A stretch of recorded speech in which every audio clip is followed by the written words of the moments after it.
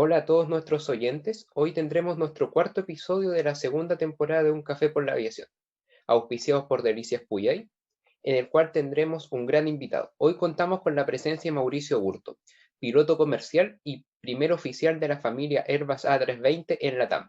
Mauricio, te damos la bienvenida y unos momentos para que puedas saludar y presentarte.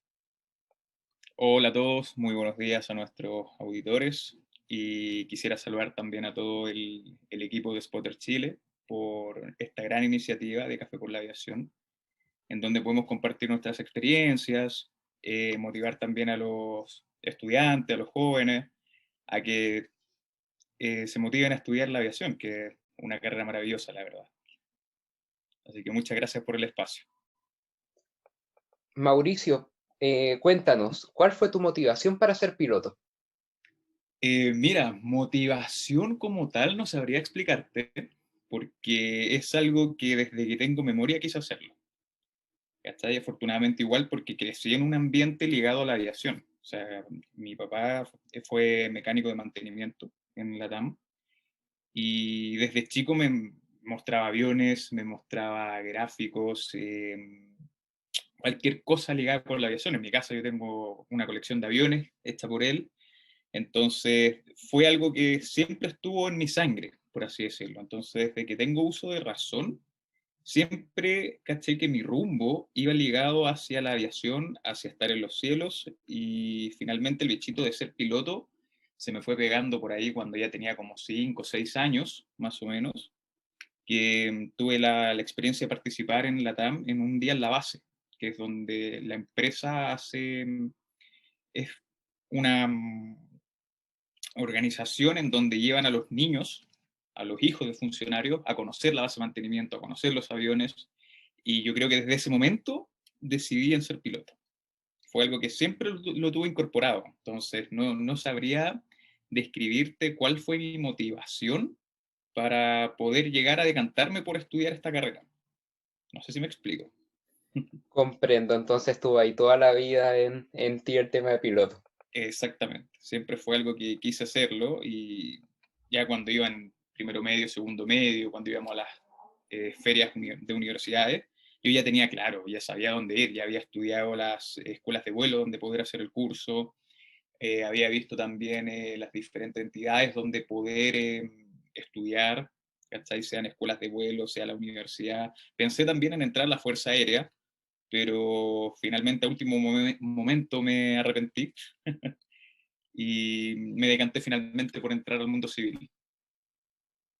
Pero cuando tú entraste a estudiar piloto, ¿entraste al tiro a la carrera o entraste a algo primero? No, primero, mira, es que mi historia igual es súper variada.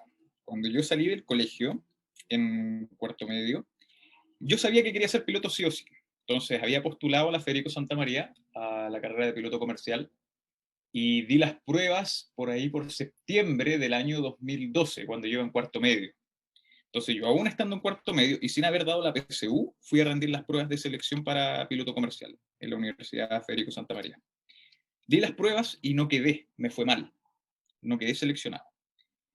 Entonces eso igual me desmotivó un poco. Yo dije, chuta, a lo mejor más adelante o no estoy hecho para esto y me puse a investigar otras carreras porque aprendí algo de un muy buen amigo mío que trabaja en la aviación también y él me decía cuando yo estaba desmotivado que finalmente si a ti te gusta la aviación y te gustan los aviones, tú vas a ser feliz arreglándolos, administrándolos o volándolos. Entonces, da lo mismo cuál sea el camino que tú tomes, pero finalmente si logras entrar a una línea aérea o cualquier empresa que trabaje con aviones, tú te vas a sentir de alguna forma realizado. Y esas palabras calaron profundo en mí, la verdad. Entonces me puse a investigar otro tipo de carrera, algún complemento, algo que me permita acercarme al mundo de la aviación sin ser piloto.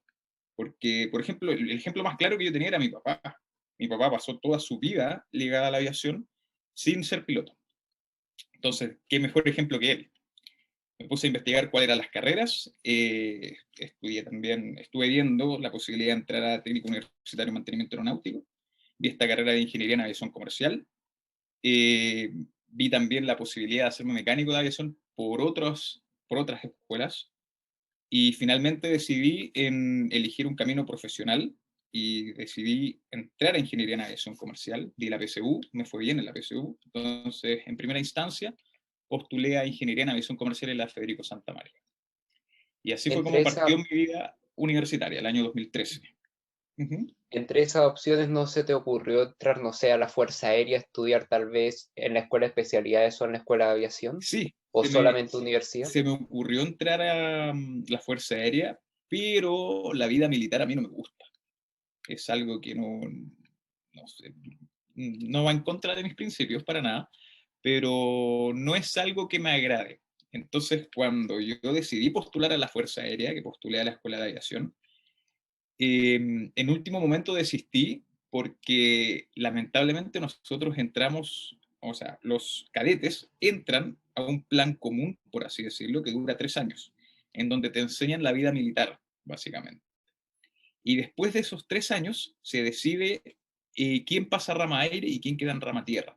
Y yo iba sesgado en que quería piloto. Entonces, si no me daban la opción de elegir, se eché el tiro la idea de entrar a la Fuerza Aérea, la verdad de las cosas. No sé si hoy seguirá siendo así, pero al menos cuando yo postulé era así en ese momento. Eh, ¿y, y cómo fue ese cambio de pasar de ingeniería en aviación a piloto? Mira, fue bien drástico, la verdad, porque cuando yo partí ya el año 2013 estudiando ingeniería en aviación comercial, es una carrera maravillosa, muy buena, en donde aprendí mucho durante mi primer año, siendo que tuvimos pocos ramos aeronáuticos, pero los que tuvimos los disfruté al máximo, la verdad de las cosas. Pero lo que me hizo cambiar el panorama y me hizo tomar esta decisión de cambiarme de carrera fue que cuando yo iba a la biblioteca, ponte tú, te voy a dar un ejemplo muy burdo, yo estaba estudiando cálculo para matemáticas y en la mesa de al lado estaban los pilotos con las cartas de navegación abierta y planificando vuelos.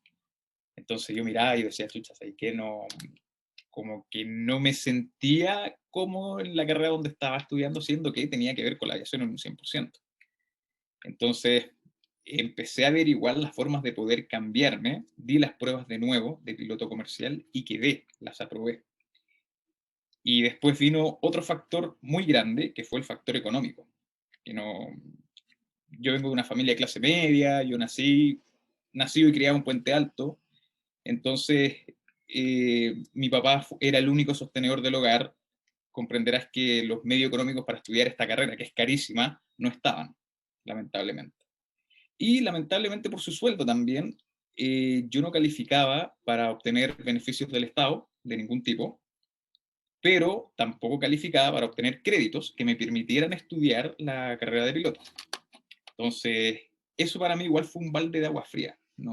El tener que empezar a buscar financiamiento en distintos bancos, ver cómo iba a financiar la carrera de piloto comercial. Eso fue bien complejo, la verdad, porque mi principal obstáculo en mi formación fue el tema económico. Entonces, cuando ya había tomado la decisión de cambiarme a piloto comercial, faltaba solucionar aquel tema, el tema económico. Entonces, cuando llegué a hablar con mi familia y les dije que finalmente había desertado de la carrera de ingeniería en aviación comercial, igual para ellos fue un balde de agua fría, porque ellos pretendían de que yo me titulara como piloto, como ingeniero en aviación comercial, buscara trabajo y ya una vez con trabajo estable, empezar a pagarme el curso de vuelo, que era básicamente lo que yo quería hacer en su momento, pero no iba a aguantar estar 5 años estudiando una carrera que no me satisfacía en un 100%, que no me gusta hacer. Yo siempre he sido de la idea de que si tú quieres trabajar toda tu vida en algo, debe ser en algo que te guste y que te agrade, porque si no ir al trabajo va a ser algo torturante, algo que te va a aburrir, algo que te va a desmotivar a continuar con tu día a día. Y ahora lo he comprobado, lo he comprobado. O sea, cuando yo voy a trabajar, yo voy feliz. Cuando me levanto a las 3:30 de la mañana, no te puedo decir que me levanto feliz, pero una vez que ya me levanto y empiezo mi día y llego al avión y me subo, cambia en un 100% el panorama. O sea, para mí es algo completamente gratificante estar ahí, la verdad de las cosas. Comprendo. Y ya estudiando para piloto, ¿qué fue lo más difícil que te tocó? El tema económico. Solamente eso, porque lo que era la teoría yo estudiaba harto y afortunadamente me iba bien. Igual tenía ramos que me costaban, que eran complejos, que requerían mucho estudio, la parte de vuelo por instrumento sobre todo, que ahí yo pensé también en desertar. Yo pasé varios momentos de crisis, por así decirlo, crisis existenciales, en donde simplemente no podía ejecutar algunos procedimientos IFR. Y de verdad que eso para mí fue bien frustrante. Pero pude sobreponerlo, finalmente era matarse estudiando y hasta poder lograr volar bien y completar satisfactoriamente tus lecciones de vuelo, básicamente. Entonces, si tú me preguntas a mí cuál fue mi principal obstáculo para la carrera, fue netamente el tema económico. Y quiero motivar también a la gente que está escuchando esto a que no se sesgue en que porque no tienen las lucas no pueden hacerlo.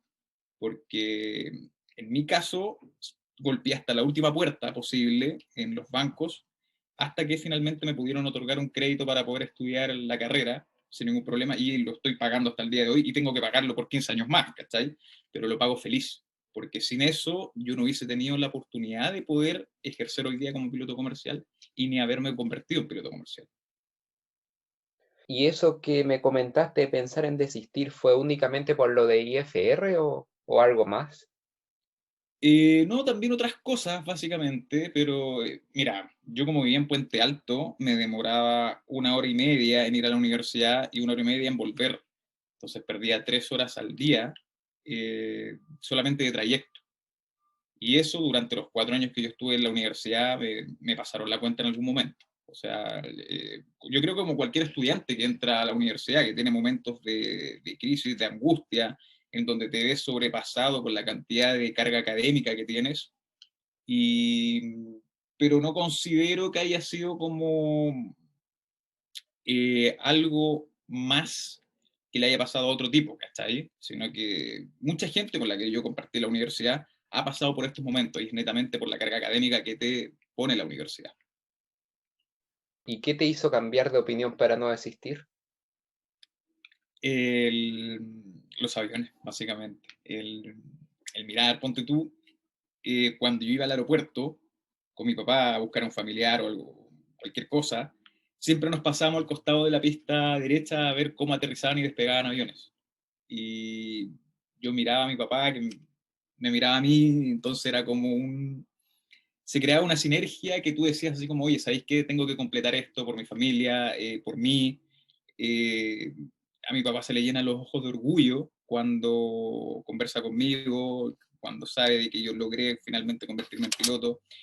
Y esas cosas me motivaban a continuar y no desertar. Y finalmente, que la meta, llegar a la meta, siempre trae obstáculos, trae problemas de cualquier índole, sean económicos, sean académicos, sean emocionales, con tu familia, ponte tú. Cada persona es un mundo y cada persona tiene sus demonios. Entonces, la manera en cómo tú eh, llevas eso te permite finalmente continuar y no desertar. Y te va convirtiendo también en mejor persona. Comprendo. ¿Y lo más gratificante de ser piloto, qué consideras que es? Lo más gratificante es poder hacer lo que a ti te gusta.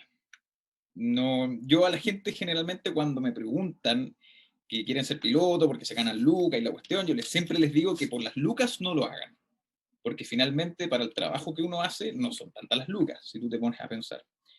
Y aparte de eso, son muchas las cosas que tú tienes que soportar durante tu formación y durante también tu transición a línea aérea, que si lo haces netamente por dinero, no lo vas a soportar. Aquí tiene que haber algo que se llama pasión, que sé que lo comparto con muchos colegas del aire, con mucha gente con la que vuelo a diario, que nos ponemos a conversar, que las conversaciones de cabina, y te das cuenta de que compartes muchas cosas con la mayoría de la gente que trabaja en esto. Y todos tenemos ese denominador en común, que es que nos apasiona hacer lo que hacemos.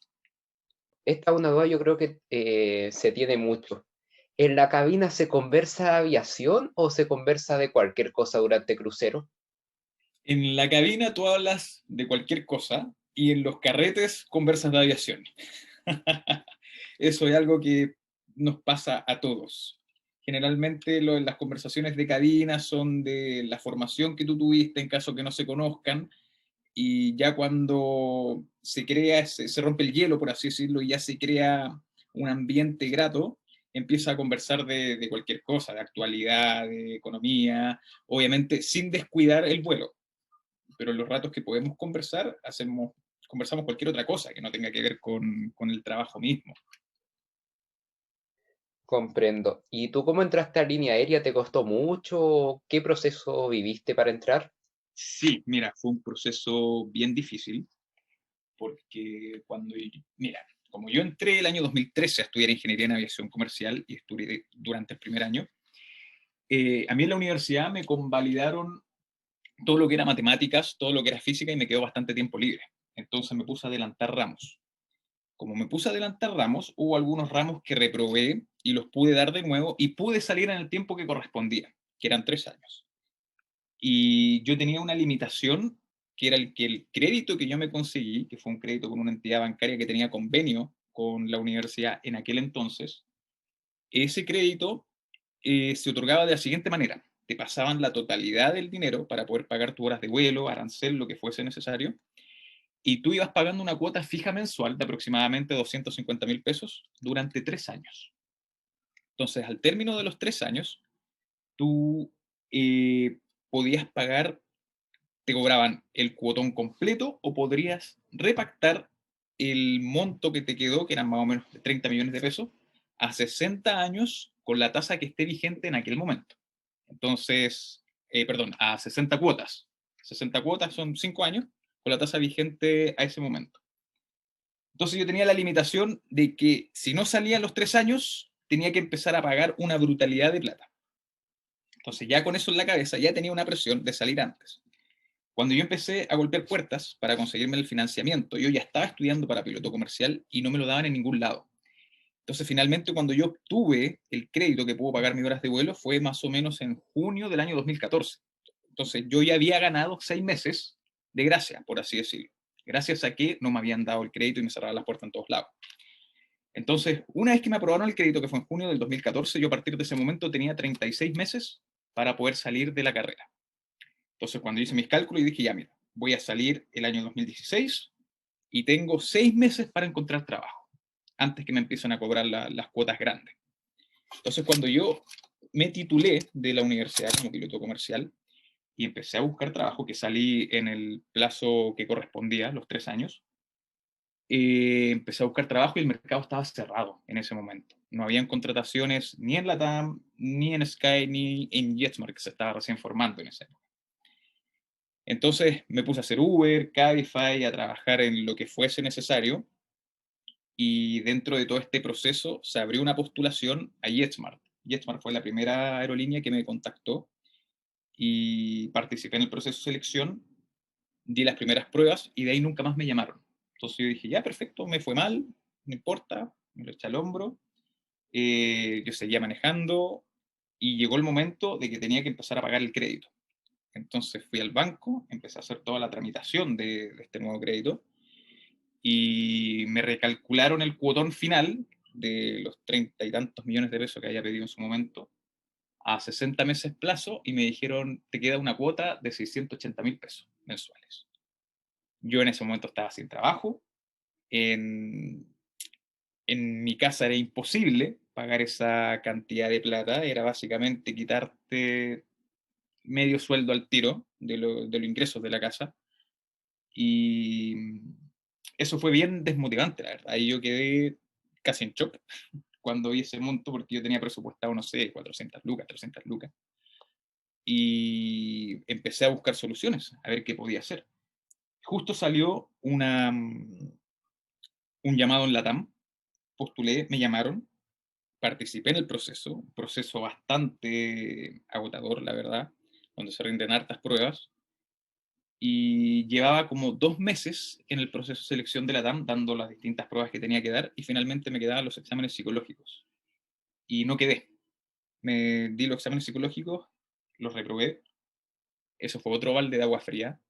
Seguí manejando como podía en Cabify, mientras ya estaba pagando las cuotas.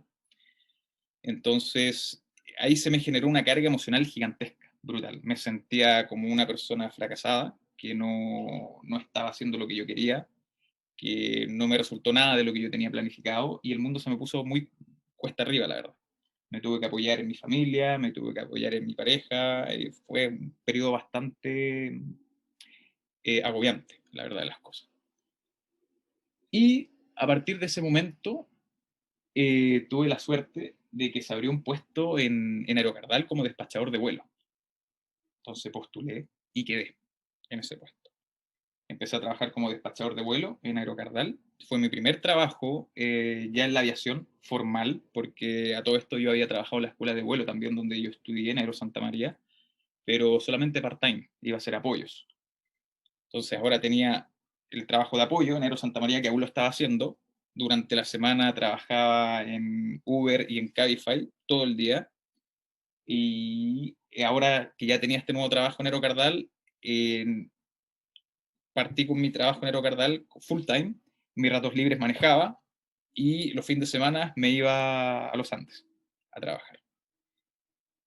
Y yo no sé si por obra divina o algo, un día manejando en Cabify me tocó llevar a un señor que resultó ser el gerente de aeropuertos de LATAM.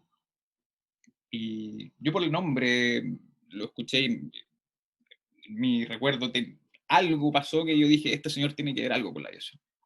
Y efectivamente nos pusimos a conversar y resultó ser el gerente de aeropuertos de LATAM y me dijo, mira, ¿sabes qué? Mándame tu currículum. Y me dio su tarjeta.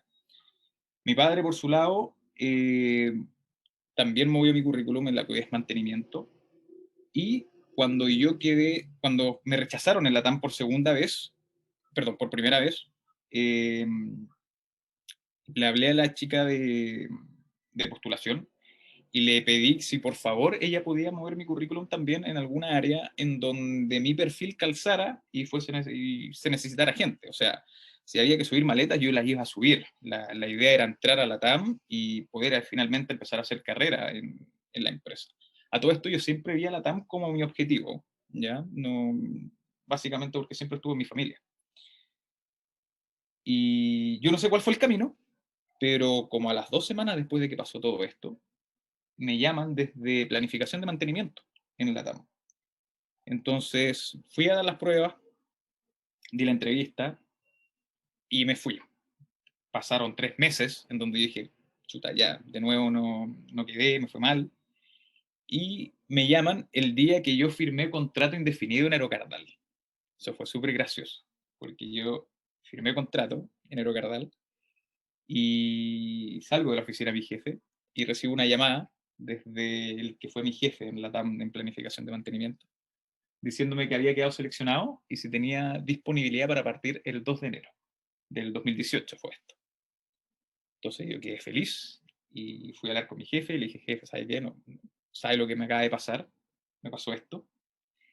Él se jodió de la risa, la verdad, las cosas, me dijo, ya, pues, tienes todo mi apoyo, eh, anda nomás.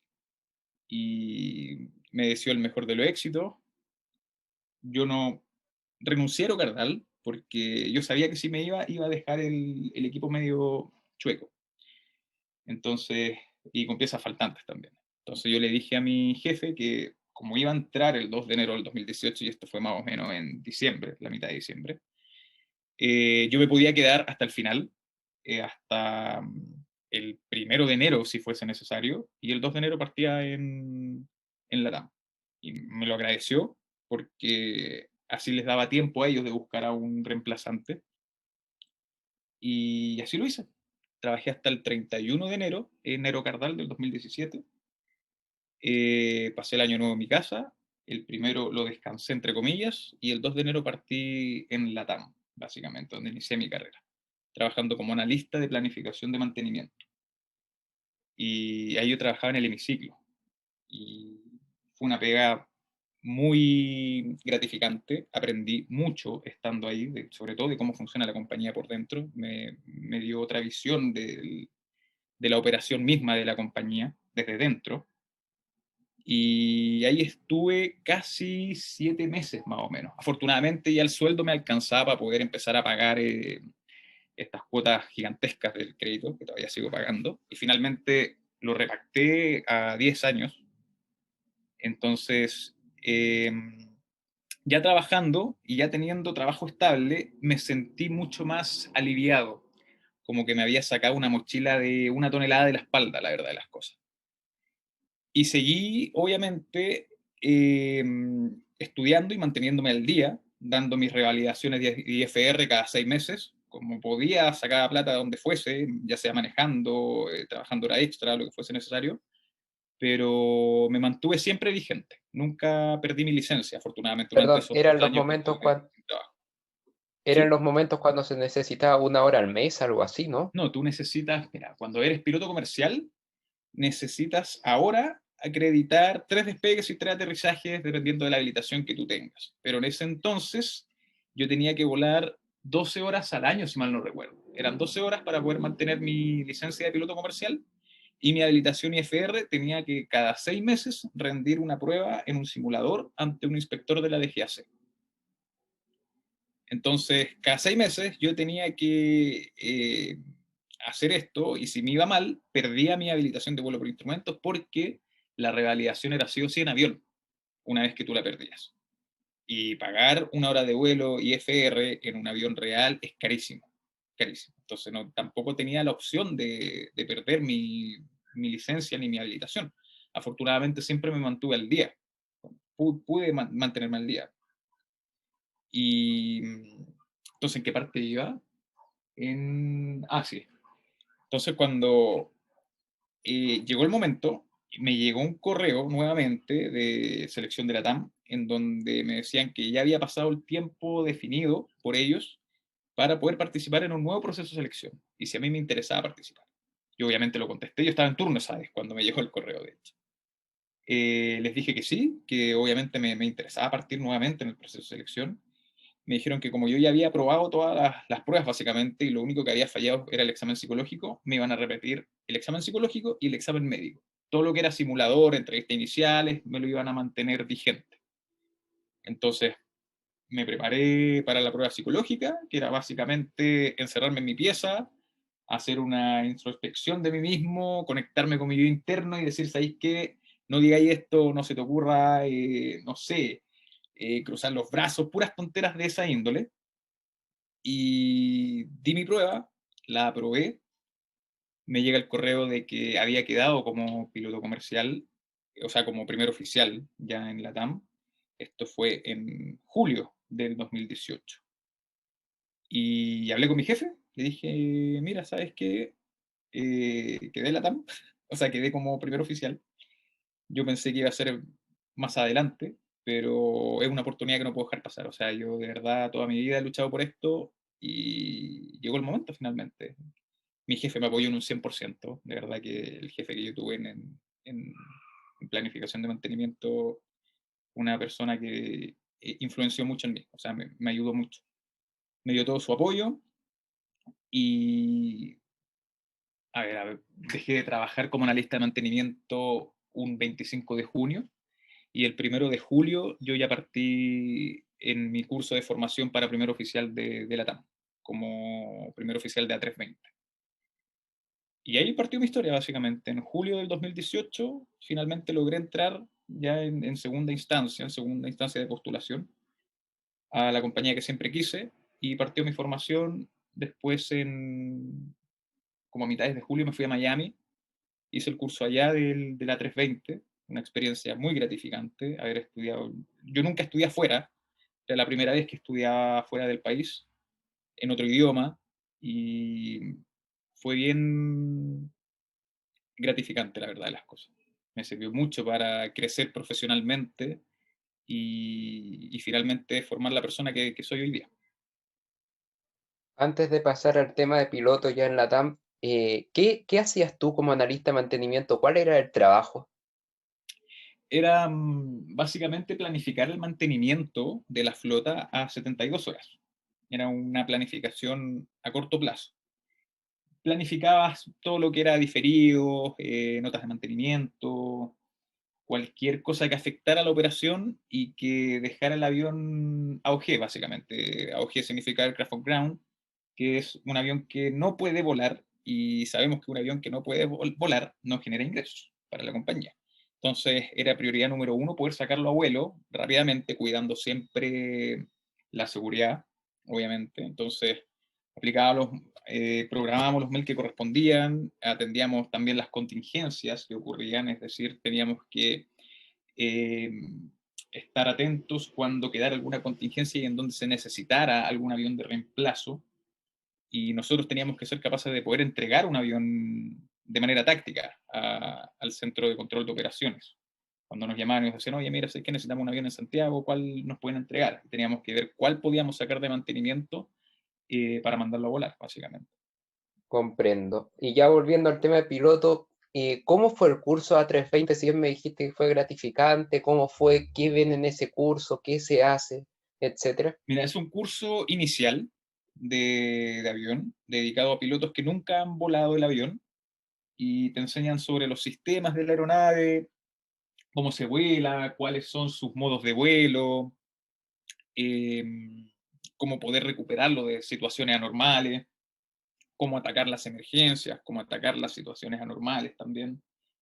Y eso es básicamente, te muestran cómo es el avión y te preparan para poder operar de manera segura esa aeronave. El curso en Miami se componía de dos partes. Una parte inicial en donde a ti te enseñaban a volar de A2, porque finalmente uno volando en Cessna siempre vuelas solo. No es tanto el CRM que tú tienes porque es una aeronave certificada para volar con solamente un piloto. Entonces, toda tu formación y todos los vuelos que tú tienes, toda tu experiencia es volando un avión monomotor en donde las decisiones las tomas tú solo, básicamente. En cambio, cuando ya pasas a un avión más grande, necesitas un MCC, un Multi-Crew Operation, que es básicamente el primer curso que te enseñan en Airbus, en donde aprendes a volar el avión de a dos. Es decir, vas con el capitán, vas con tu primer oficial, o en este caso éramos los dos primeros oficiales, entonces teníamos que distribuirnos bien las tareas, había que aprenderse los flujos del capitán, los flujos del primer oficial, un curso bastante pesado en el contenido técnico, en la carga académica es muy alta, pero la primera parte va enfocada netamente a operar el avión de a dos, a saber cómo se vuela de a dos, cómo tomas decisiones de a dos, a considerar al que está al lado tuyo. Y ese curso dura aproximadamente 3 semanas, más o menos, en donde tienes sesiones de simulador, pero no te presentan tantas fallas, sino que básicamente, siéntete cómodo en el avión, aprende a volarlo. Y ya el segundo curso es mucho más técnico, es donde se atacan netamente las fallas propias del avión, donde aprendes a sobrellevar una emergencia, eh, donde incrementas enormemente el handling que tienes que tener con la aeronave, porque el avión se va degradando, van cambiando las leyes de vuelo, en donde tienes que tener más muñeca, por así decirlo, y eso lo desarrollas ya en el segundo curso, que requiere mucho estudio, mucho estudio. Y eso es básicamente, o sea, estás allá casi 3 meses y después te devuelves a Chile, en donde partes una estandarización en la compañía, porque el curso te lo hace Airbus, finalmente. Entonces, tú quedas procedimiento Airbus, eso es lo que queda en tu cabeza, y te das cuenta que la compañía tiene sus propias también, sus propios procedimientos operacionales, entonces, que difieren un poco de lo que dice el fabricante, que son más restrictivos, que son, por ejemplo, si el fabricante te dice que el margen de error para cierto parámetro es tanto, LAN dice, no, ¿sabes qué? Eso para mí es mucho, no es que ponga en riesgo la seguridad, para nada, pero LAN toma un paso más allá y dice, ¿sabes qué? El valor para mí va a ser X medio, por así decirlo. Entonces, es mucho más seguro la operación de la compañía, más restrictiva. Y tienes que aprender esas diferencias, tienes que aprender también que ya tú no vuelas con tu partner, porque hace el curso de A2 finalmente en Miami. Ahora vuelas con un capitán distinto todos los días. Entonces, vuelas con una persona distinta, tienes que saber congeniar con esa persona para que el vuelo sea eh, ejecutado de la manera más segura posible. No se creen diferencias de CRM, por ejemplo, que, no sé, te enojaste con el capitán por cualquier cosa que estaban conversando y que eso vaya a poner en peligro la seguridad de vuelo. Eso no puede pasar bajo ningún punto de vista y lo tenemos claro todos nosotros, ¿cachai? Entonces, es finalmente cuando inicias tu transición a ser piloto de línea aérea, empiezas a aprender a sobrellevar ese tipo de situaciones, básicamente. Eso es lo que haces tú en la estandarización de la TAM, que dura un mes más o menos. Y después de eso, ya pasas a un line check, en donde si lo apruebas, te sueltan y ya oficialmente eres un primer oficial de la dotación de la compañía, sin ningún tipo de restricción, salvo las restricciones de baja experiencia. Por ejemplo, aeropuertos complejos, no pueden ir primeros oficiales que tengan menos de 500 horas en el avión, eh, operaciones, no sé, por decirte, lejanas, a Malvinas, a La Paz, por ejemplo, que requieren otro tipo de procedimientos que, en donde tienes que tener más experiencia en la aeronave, sí o sí. No puedes, siendo un primer oficial recién entrado, ejecutar ese tipo de operaciones. Y en el aire, ¿cómo se dividen los roles entre el capitán y el primer oficial? Hablo de roles de vuelo, de comunicaciones y eso. Mira, en la aviación está todo escrito.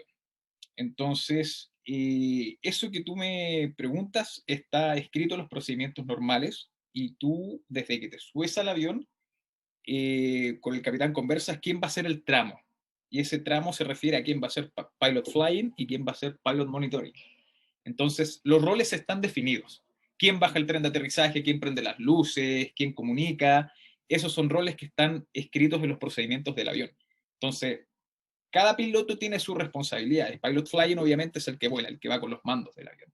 Pilot monitoring es el que lo asiste, el que prende las luces, baja el tren, va con las comunicaciones. Entonces, cuando tú aterrizas y ya terminas el primer tramo del vuelo, al otro tramo lo normal que ocurre es que se inviertan los roles. Ahora tú pasas a ser pilot flying con todas las responsabilidades que conlleva eso, y el otro piloto pasa a ser el pilot monitoring. Entonces, no es como que tú en pleno vuelo digas, ah, ¿sabes qué? ¿Te parece si aterrizo yo? No. Puede que pase, puede que alguna situación te lleve a tomar una decisión así, pero lo normal es que no ocurra, porque lo normal está todo escrito, básicamente. Para aclarar a personas que no lo puedan conocer esto, ¿tú puedes llegar y aterrizar, por ejemplo, en Santiago con ILS o tu licencia no te lo permite? Sí, sí te lo permite. De hecho, hubo un cambio en la reglamentación hace un par de años atrás, en donde antes todas las habilitaciones de categorías tú las tenías impresas en tu licencia. Entonces, si no tenías categoría, simplemente no podías hacer aproximaciones ILS categoría 3 con Autoland, básicamente. Entonces, desde esta modificación, tú al tener tu habilitación de vuelo por instrumentos, puedes ejecutar cualquier procedimiento IFR. Entonces, basta con eso para saber de que tú puedes aterrizar. Y como procedimiento adicional en la TAM, en caso de que haya una ILS con Autoland, el capitán es finalmente el que se transforma en pilot flying, siempre, siendo que el Comprendo. avión es el que aterriza. Y pasando ya a otro tema más del trabajo de piloto, ¿cómo es la vida laboral y personal de un piloto de línea aérea? ¿Muy compleja o cómo? Ese es otro punto al cual acudo cuando me preguntan si quieren estudiar por plata o no. Porque cuando tú ya trabajas como piloto de línea aérea, tus horarios son muy diferentes al de los trabajos normales. Te levantas a las 3 de la mañana, a veces trabajas sábado y domingo, trabajas feriado, trabajas Navidad, trabajas Año Nuevo. Entonces, tu vida personal, de compartir con amigos, por ejemplo, se reduce mucho. Yo, por ejemplo, con mis amigos del colegio, amigos de la universidad que tienen trabajos estables de 8 a 5, lunes a viernes, es muy raro cuando puedo coincidir con ellos y juntarnos finalmente a compartir algo, porque los horarios simplemente no te dan. Cuando ellos tienen libre, que vendrían siendo los viernes, sábado y domingo, tú estás trabajando. Y cuando tú tienes libre, que viene siendo lunes, martes, miércoles, por ejemplo, todo el mundo está trabajando. Entonces, eso es algo con lo que tienes que lidiar y es algo que sabes que es así. Si tú entras a estudiar para piloto comercial, sabes de que te vas a enfrentar a ese tipo de cosas y sabes que vas a tener que saber, aprender a organizarte de mejor manera y aprovechar bien tus libros. O sea, afortunadamente, este es un trabajo que te deja bastantes días libres durante la semana en donde puedes ir a hacer un montón de trámites. Yo lo encuentro súper bueno, la verdad, de las cosas. ir a una notaría, por ejemplo, no tengo que pedir permiso en el trabajo porque me cae libre un martes, por ejemplo, todo el día libre, entonces el martes voy temprano a las 8 de la mañana y hago la fila en una notaría, ¿cachai? Esas son las ventajas de tener horarios tan distintos de los trabajos normales. Y trabajar en la TAM, ¿cómo es? Porque siempre se ve que es como un sueño de todos los que están estudiando algo con aviación. Pero para ti que trabajas ahí, ¿cómo es? Mira, hoy día yo lo veo como un trabajo, no lo glorifico tanto, de verdad. Me encanta pertenecer a esta enorme compañía, pero yo lo tomo como un trabajo, básicamente, porque si tú empiezas a glorificar mucho las cosas, ya no las ves tan terrenales, por así decirlo. Oye, no aterrizas la idea de que tú ya estás trabajando en la compañía de tus sueños. Y te das cuenta que adentro la vida de los colegas, de la tripulación con la que compartes, todos tienen su vida y todos finalmente van a trabajar, ¿cachai? No se levantan diciendo así como, oh, mira, hoy día voy a ir a volar porque trabajo en la TAM, ¿cachai? Sino que es simplemente el trabajo que tienen y me he dado cuenta que toda la gente que trabaja es súper aterrizada en ese sentido.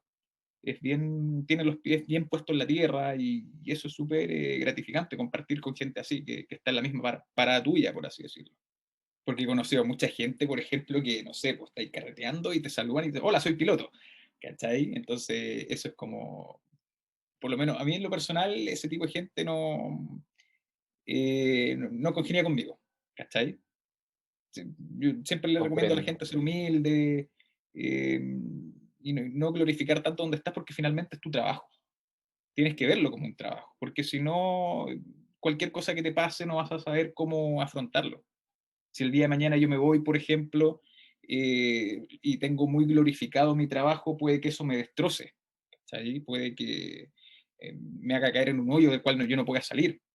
Y en ese sentido yo soy súper aterrizado en decir, sabes que esto es mi trabajo, tengo que cuidarlo, tengo que hacer mi trabajo de manera muy profesional, lo mejor que pueda, pero siempre con los pies bien puestos en la tierra. Comprendo. ¿Y volando has tenido alguna emergencia? Sí, sí he tenido, o sea, no hay emergencias como tales, porque finalmente siempre hay algo que puedes hacer para poder atajar el error y antes de que se transforme en una emergencia. Pero sí tuve una vez una situación anormal, no estando en la TAM, sino que en mi formación de piloto, ya acumulando experiencia, que me tocó hacer un traslado de un avión en donde el generador falló. Tenía generador, no tenía alternador, era un avión viejito. Y me quedé sin comunicaciones, sin sistema eléctrico, sin nada, en pleno vuelo básicamente, y fue como, ya, ¿qué hago? ¿Que me devuelvo? No tengo comunicaciones. Continúo, no sé hasta dónde, al menos sabes de que si es falla eléctrica, el motor va a funcionar igual. No hay ningún problema con eso en un avión, un motor tiene los sistemas completamente aparte. Entonces yo sabía que el motor iba a funcionar bien, tenía el combustible necesario y afortunadamente andaba con un handy. Un handy es como una radio portátil, por así decirlo. Entonces me saqué el audífono y me fui comunicando con el handy finalmente hasta destino sin ningún problema. No pasó más allá de eso, del susto de haberte quedado sin luces, sin comunicaciones, sin GPS, cualquier sistema eléctrico que haya tenido a bordo lo perdí completamente, pero andaba con las cartas aeronáuticas y andas con... Entonces, finalmente tienes muchas barreras que te impiden escalar a que tu situación se transforme en una emergencia. Y en aerolínea te das cuenta de que no es muy distinto a lo que te enseñan en la escuela de vuelo, porque tienes muchos procedimientos en donde te van permitiendo atacar una situación anormal y evitar que escale en una situación de emergencia. Porque nosotros como pilotos finalmente estamos preparados para enfrentar cualquier tipo de eventualidad. Y en la empresa en donde yo trabajo, en la TAM principalmente, la seguridad es un pilar fundamental, ¿cachai? Entonces, y está en todas las etapas de la operación. Y yo lo vi desde que entré como planificador de mantenimiento hasta ahora que estoy trabajando como primer oficial. Es decir, la seguridad está en todo. Todo lo que hacemos se va a regir de acuerdo a protocolos, tanto en la compañía como también de la industria. Entonces, los procedimientos en sí están construidos para poder atajar cualquier error, o porque los errores pasan y pasan en todos los vuelos, es normal, pero los procedimientos están diseñados de tal manera de que te atajan ese tipo de error. Por ejemplo, las checklists, el ejemplo más comúnmente utilizado. Cuando tú partes haciendo tu flujo y prendes tus switches, prendes las luces, prendes la bomba de combustible, lo que tengas que hacer dependiendo de la situación de vuelo en la que tú estás, finalmente se revisa con una checklist. Entonces, al pasar la checklist, tú verificas que finalmente lo que tú hiciste lo hayas hecho. Y si no lo hiciste, al momento de hacer la checklist te vas a dar cuenta, oh, mira, me faltó prender las luces. Ah, las prendiste. Pero para eso están construidas ese tipo de procedimientos, para poder atajar cualquier error o cualquier omisión de los procedimientos que están escritos en la aeronave. Porque Claro, cuando tú vuelas, recuerdo haber no, visto ahí un accidente en Mayday que fue donde se creó también la checklist. justamente, finalmente, la aviación, lamentablemente, con cada accidente, se hace más segura. Y después de este pic de accidentes que hubo en la década de los 60 a los 80, la aviación se transformó en el medio de transporte más seguro a nivel mundial. O sea, si tú analizas las estadísticas de la IATA de accidentes, tú tienes muchas más probabilidades de morir camino al aeropuerto a un vuelo en un accidente de tránsito que en el mismo vuelo. De verdad que es un medio de transporte muy seguro. Si en el peor de los casos, ponte tú, te falla un motor, el avión vuela perfecto con un solo motor. Perfecto, no pasa absolutamente nada. Te merma un poco la performance, te merma también el techo de servicio, pero el avión está diseñado para volar con un motor. Entonces, si se te para un motor en vuelo, lo que tienes que hacer es aplicar el procedimiento. Si estás cerca del aeropuerto de salida, te devuelves. Eh, Eso, y el avión va a aterrizar, puede ser autoland, puede hacer de todo con un solo motor. Es increíble. Comprendo. ¿Y tu mayor desafío como piloto de línea aérea cuál ha sido? Mi mayor desafío como piloto de línea aérea, bueno, todos los días son desafíos, la verdad, las cosas. Porque todos los vuelos son distintos. No hay ningún vuelo que sea parecido a otro. Y el desafío más importante que me ha tocado es, ahora que estamos en plena pandemia, llevar vacunas, básicamente. Poder contribuir a que el país siga manteniendo la conectividad y finalmente poder llevar las vacunas a los lugares más remotos del país. Hemos llevado vacunas a Punta Arenas, a Balmaceda también, Coyhaique. Entonces, eh, eso para mí es un desafío, o sea, saber que soy parte de este rompecabezas, que si yo no estoy, por ejemplo, alguien me puede reemplazar, obviamente, pero altero la operación.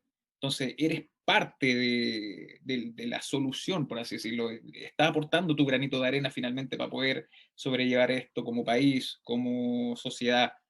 Y también, obviamente, es muy gratificante saber de que tu contribución ayudó a que mucha gente pueda vacunarse y finalmente que podamos sobrellevar esta pandemia de la mejor manera posible.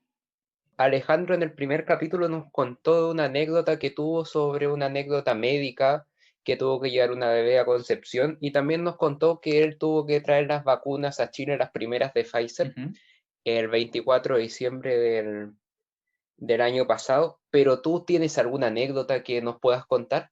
Con respecto a las vacunas, lo que te dije, básicamente es saber que en los vuelos que nosotros hacemos de repente llevamos vacunas. Entonces, eso ya es gratificante, saber de que pudiste llevar vacuna a un lugar.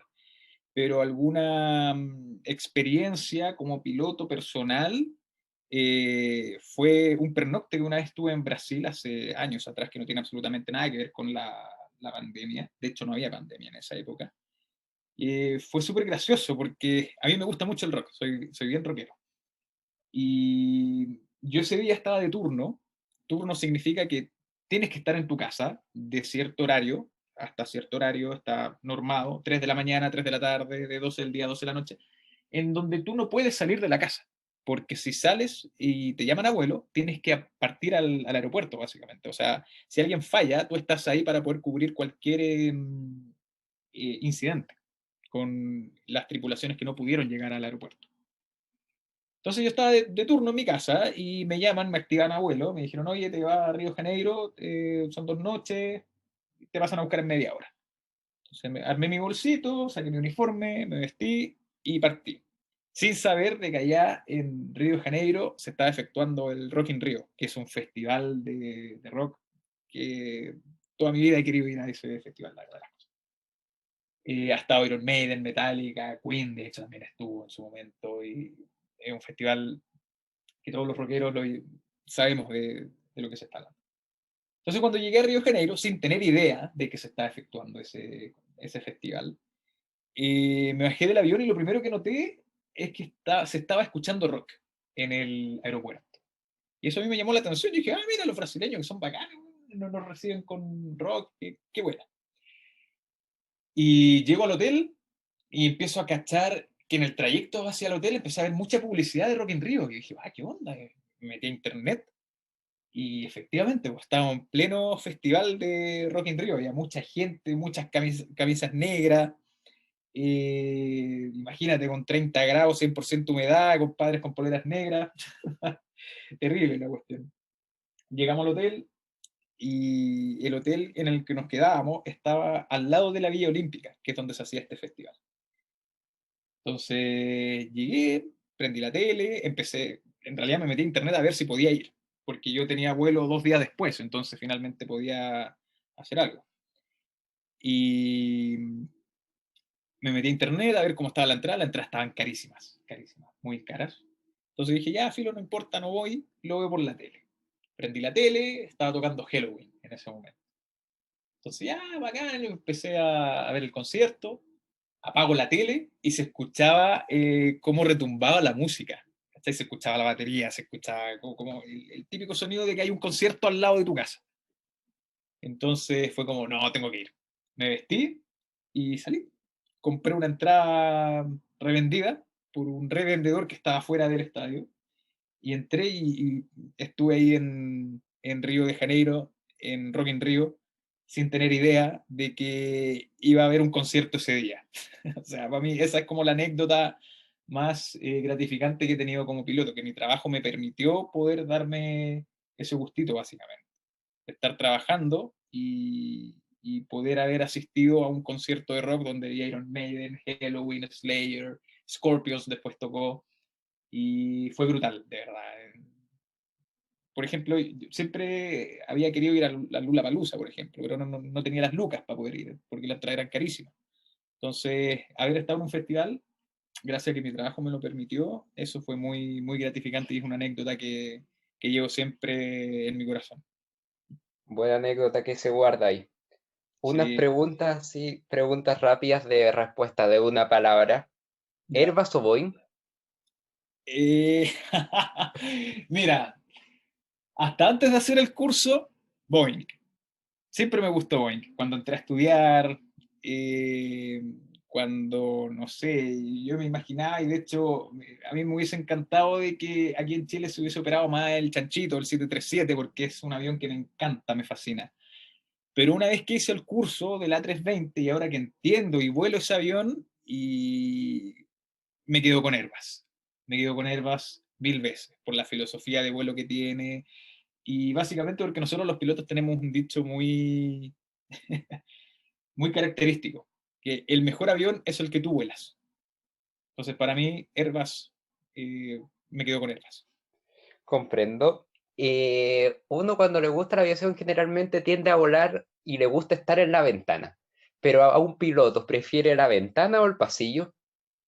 Mira, muchos colegas por comodidad prefieren pasillo, pero yo no dejo la ventana, nunca. Por más de que tenga las mejores ventanas del avión adelante, yo siempre voy a preferir ventana en un vuelo normal de pasajero. Desde Hay, chico, desde niño que me voy en la ventana y es algo que no pretendo cambiar. Me da lo mismo tener que molestar a los dos pasajeros de al lado para ir al baño, pero prefiero 1000 veces irme en la ventana. ¿Hay algún avión que te encantaría llegar a volar algún día?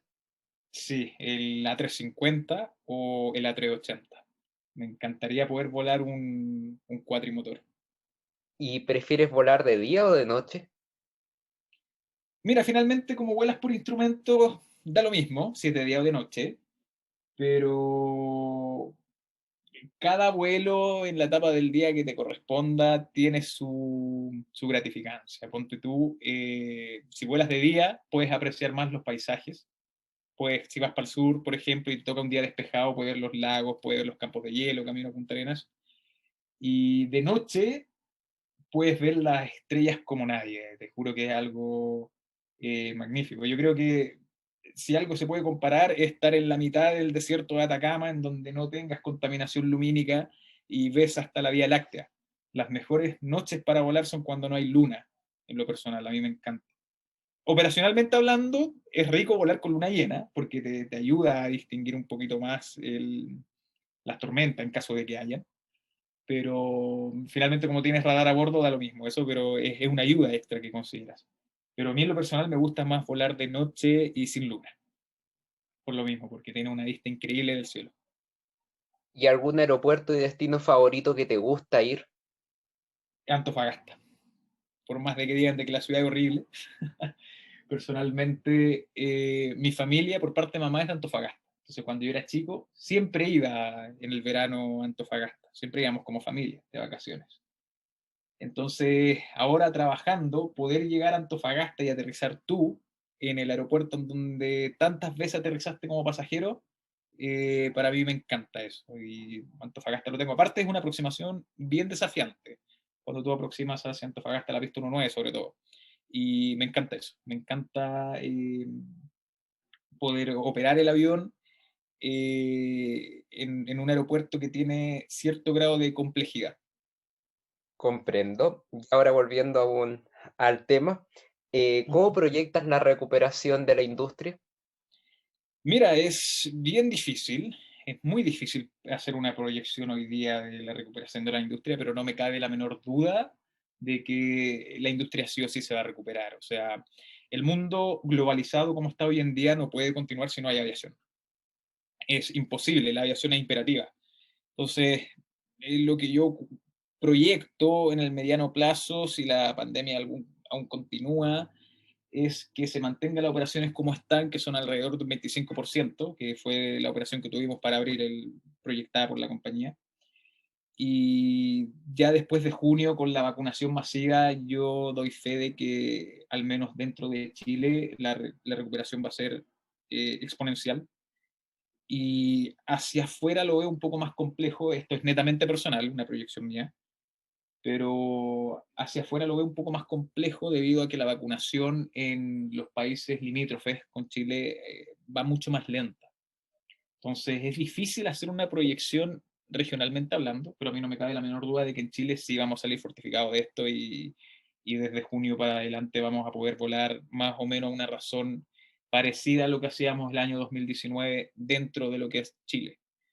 Pero eso es netamente una opinión mía. Finalmente hay que ver las proyecciones que hace IATA, que esa es como la proyección en donde nosotros tenemos que basarnos. Y ellos hablan de que a 2024, 2025, recién la aviación se debería recuperar en un 100% como estaba prepandemia. Oye, ¿y los pilotos cómo ven a los spotters? ¿Se habla en la cabina o algo? Mira, sí, sí, y nos gusta de hecho, conversamos sobre el tema, y entonces, pero mira, personalmente a mí me encantan los spotters porque yo soy un spotter, ¿cachai? Y desde chico, cuando iba a Merino, cuando me pongo por la calle que va camino a Lampa, ahí en el umbral de la 1 City izquierda, a ver cómo los aviones pasan por mi cabeza, yo siempre lo he hecho, ¿cachai? Pero yo no soy de sacar fotos, yo voy a disfrutar básicamente. Y cuando me reunía con amigos, me gustaba que ellos sacaran la foto porque después me la mandaban, pero yo me sentaba ahí a disfrutar y podía estar todo el día mirando cómo aterrizaban y despegaban aviones, la verdad de las cosas.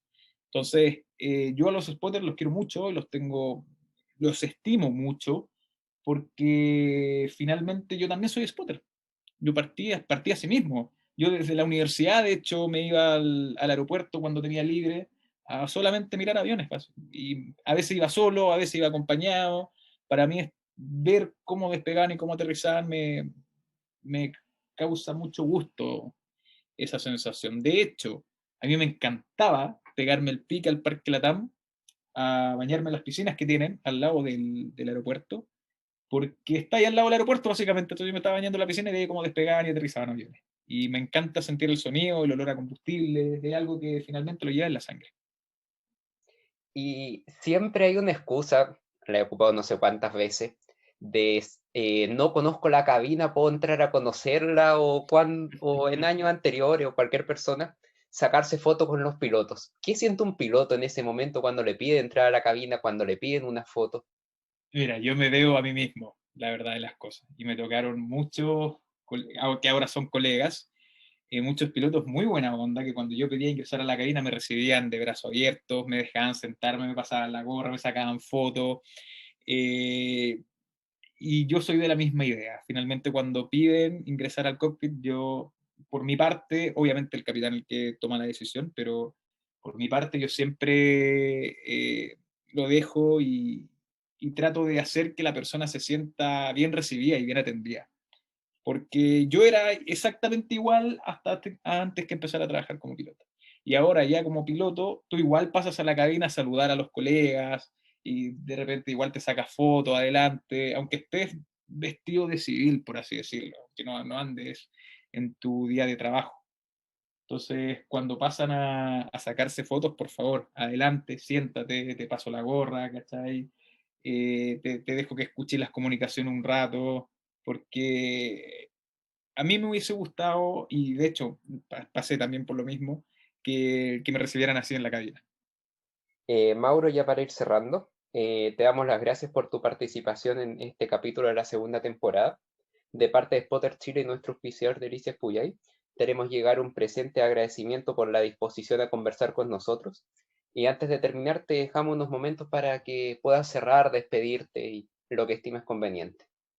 No, primero que todo, muchas gracias. Gracias a ustedes por la instancia, por la invitación, por el espacio que le están dedicando a la aviación, a que compartamos un poco sobre esta industria.